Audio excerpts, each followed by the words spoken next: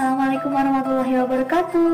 Perkenalkan, nama saya Cindy Heriati, mahasiswi Institut Agama Islam Cipasung, Prodi Pendidikan Agama Islam dari Fakultas Tarbiyah.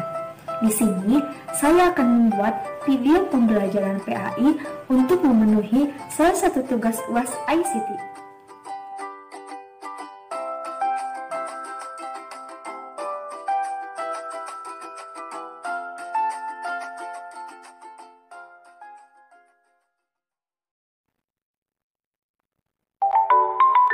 Assalamualaikum anak-anak, bagaimana kabarnya?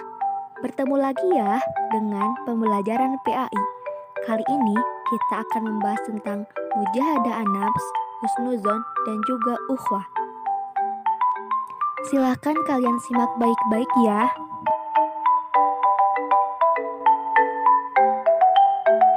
Mujahadah an-nafs secara bahasa berarti kontrol diri. Sedangkan secara istilah, mujahadah an-nafs adalah perjuangan dengan sungguh-sungguh dalam melawan ego atau nafsu pribadi. Nafsu itu sendiri berarti kecondongan jiwa terhadap hal-hal yang selaras dengan kehendak dan kemauan pribadi yang menjurus pada kejelekan. Perang melawan hawa nafsu dinilai sangat penting karena hawa nafsu merupakan poros kejahatan yang selalu cenderung untuk mencari kesenangan-kesenangan. Hal-hal yang menjurus pada keburukan, tidak peduli terhadap hak-hak yang harus ditunaikan, serta melalaikan kewajiban-kewajiban. Allah Subhanahu wa Ta'ala berfirman dalam Quran Surat Al-Anfal ayat 72. Sesungguhnya, orang-orang yang beriman dan berhijrah, serta berjihad dengan harta dan jiwanya pada jalan Allah, dan orang-orang yang memberikan tempat kediaman dan pertolongan kepada orang-orang muhajirin, mereka itu satu sama lain saling melindungi. Dan terhadap orang-orang yang beriman tetapi belum berhijrah, maka tidak ada kewajiban sedikit pun atas kalian melindungi mereka sampai mereka berhijrah. Akan tetapi, jika mereka meminta pertolongan kepada kalian dalam urusan pembelaan agama, maka kalian wajib memberikan pertolongan kecuali terhadap kaum yang telah ada perjanjian antara kalian dan mereka. Dan Allah Maha melihat apa yang kalian kerjakan.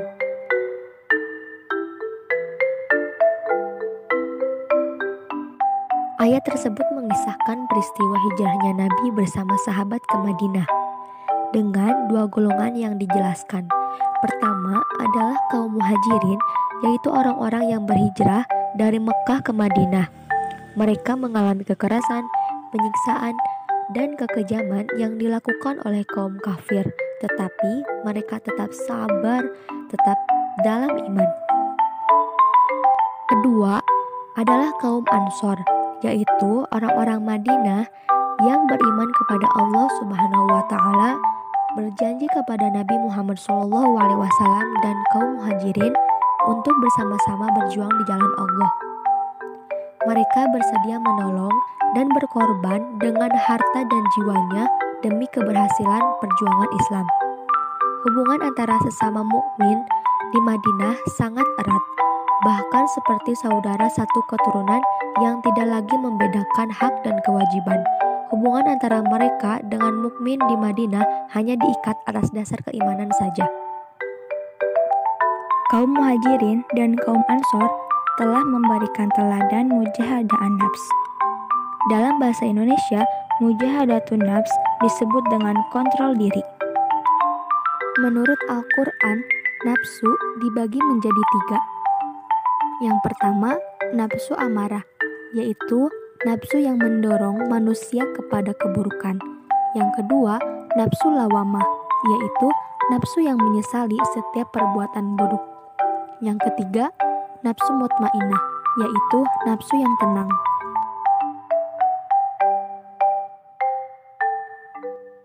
Dari ketiga nafsu tersebut dapat diketahui bahwa nafsu amarah mendorong manusia untuk berbuat maksiat. Nafsu inilah yang perlu dikontrol dengan mujahadah an-nafs dengan baik. Jika nafsu tidak terkendali, maka akan mendorong kepada kemaksiatan dan akan menjauhkan kita dari rahmat Allah, serta akan menimbulkan kegelisahan dalam hati. Oleh karenanya, Islam mengajarkan mujahadah an-nafs supaya hidup kita bahagia dunia dan akhirat. Huffatil jannatu bil makarihi wa huffatin naru bisyahwat. Rawahu Bukhari wa Muslim. Artinya, jannah atau surga itu dikelilingi dengan perkara-perkara yang tidak disukai hawa nafsu. Sedangkan neraka dikelilingi dengan berbagai syahwat. Hadis riwayat Bukhari dan Muslim. Maksudnya adalah apabila seseorang mengharapkan ingin memasuki surga yang penuh dengan kenikmatan, tentu saja harus bersabar dan bersusah payah untuk sementara waktu di dunia dalam mengendalikan hawa nafsunya yang kebanyakan menjurus pada hal-hal yang terlarang.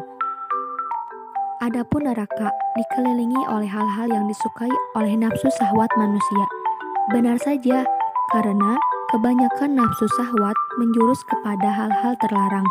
Dan apabila sesuatu yang terlarang telah diterjang oleh manusia, maka tentu saja dapat menjerumuskannya ke dalam jurang api neraka.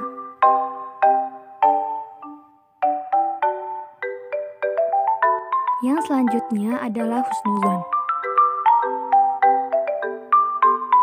Allah Subhanahu wa Ta'ala berfirman dalam Quran Surat Al-Hujurat ayat 12. Hai orang-orang yang beriman, jauhilah kebanyakan prasangka, karena sebagian dari prasangka itu dosa. Dan janganlah mencari-cari keburukan orang, dan janganlah menggunjingkan satu sama lain. Adakah seorang di antara kalian yang suka memakan daging saudaranya yang sudah mati? Maka tentulah kalian merasa jijik kepadanya. Dan bertakwalah kepada Allah. Sesungguhnya Allah Maha Penerima Taubat lagi Maha Penyayang.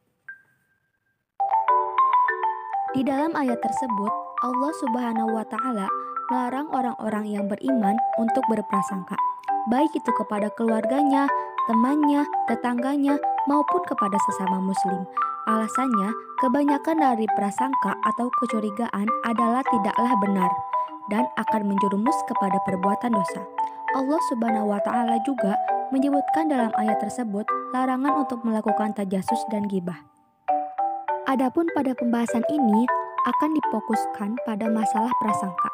Prasangka yang dilarang dalam ayat ini adalah berprasangka buruk atau suudzon. Sebaliknya, berprasangka baik atau husnuzon adalah hal yang sangat dianjurkan dalam Islam. Husnuzon terbagi menjadi 3, yaitu husnuzon kepada Allah, husnuzon kepada orang lain, dan husnuzon kepada diri sendiri. Iyyakum wa zonna fa inna zonna aktsabul hadis. Rawahu Bukhari wa Muslim. Artinya, jauhilah oleh kalian prasangka, karena sesungguhnya prasangka itu adalah sedusta-dusta perkataan. Hadis riwayat Bukhari dan Muslim. Rasulullah Shallallahu Alaihi Wasallam menyebutkan perintah dalam hadis ini supaya kaum muslimin menjauhi prasangka. Apapun yang kita prasangkakan adalah sesuatu yang belum tentu kebenarannya. Oleh karena itu, prasangka disebut sebagai perkataan yang paling dusta. Dalam hal ini disebut dengan suudzon. Yang selanjutnya adalah ukhwah. Allah Subhanahu wa Ta'ala berfirman dalam Quran Surat Al-Hujurat ayat 10. Orang-orang beriman itu sesungguhnya bersaudara. Sebab itu, damaikanlah antara kedua saudara kalian itu, dan takutlah kepada Allah supaya kalian mendapat rahmat. Ukhuwah artinya persaudaraan. Allah Subhanahu wa Ta'ala memberikan keterangan kepada kita bahwa sesungguhnya seorang mukmin satu dengan mukmin lainnya itu bersaudara. Oleh sebab itu, Allah Subhanahu wa Ta'ala memerintahkan supaya jika ada sesama mukmin yang berselisih, bertengkar atau bertikai, maka hendaklah didamaikan. Ukhuwah merupakan hal yang sangat mendasar dalam Islam. Itu sebabnya ketika Rasulullah Shallallahu Alaihi Wasallam hijrah ke Madinah, yang pertama dilakukan adalah mempersaudarakan antara Muhajirin dan Ansor. Ukhuwah adalah suatu ikatan jiwa yang melahirkan perasaan kasih sayang, cinta, dan penghormatan yang mendalam terhadap setiap orang yang didasari oleh keimanan dan ketakwaan. Jika ikatan tersebut tidak didasari oleh keimanan dan ketakwaan, misalnya hanya didasari oleh hawa nafsu, maka yang akan terjadi justru kerusakan dan kebinasaan. Masalul mu'minina fi tawaddihim wa tarahumihim wa ta'azufihim masalul jasadi idza staka minhu adwun tada'alahu sairul jasadi bis-sahari wal humma. Artinya, perumpamaan kaum mukmin dalam rasa saling mencintai, saling menyayangi, dan saling bersimpati di antara mereka adalah seperti satu tubuh. Jika satu bagian anggota tubuh sakit, maka akan merasa sakit seluruh tubuh dengan tidak bisa tidur dan merasa demam. Hadis riwayat Bukhari dan Muslim. Rasulullah Shallallahu Alaihi Wasallam selalu memberikan perumpamaan yang tepat kepada umatnya agar mudah dipahami. Seperti hadis ini yang mengumpamakan ukhuwah di antara orang-orang yang beriman yang apabila mereka memiliki rasa saling mencintai, saling menyayangi, dan saling bersimpati seperti satu tubuh. Jika demikian halnya, apabila ada satu anggota tubuh yang sakit, pasti seluruh tubuh pun kesulitan untuk merasakan nikmatnya sehat dan terkadang juga merasakan demam. Seperti itulah perumpamaan orang-orang yang beriman terhadap satu sama lain.